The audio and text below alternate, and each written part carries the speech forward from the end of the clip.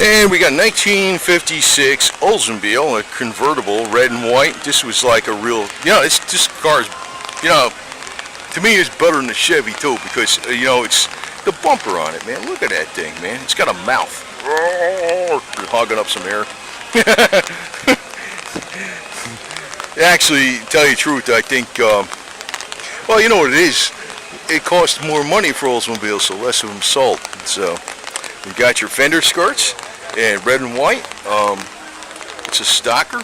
It's got white top on there, and white and red interior. Looks like a 3 on a tree. 3 on a tree. So, that's what you want, man. 3 on a tree with an extra low first gear so you can take off. The bullet type LED lights in the back. You see the dual exhaust out the back there. And actually what a lot of people did for the 32 Fords, you remember like with the 32 Fords, later on they came out with the Ford flathead V8, and that was the big upgrade to put in there.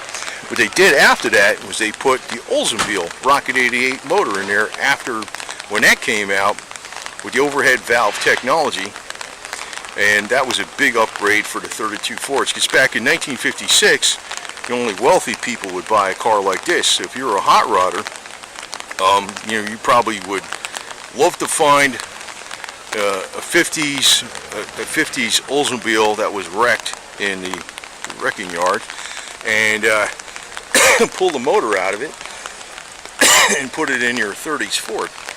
That was a big ticket, man, because this motor in this thing was a hot setup, man. So the times have changed. What can I tell you, man? Anyway.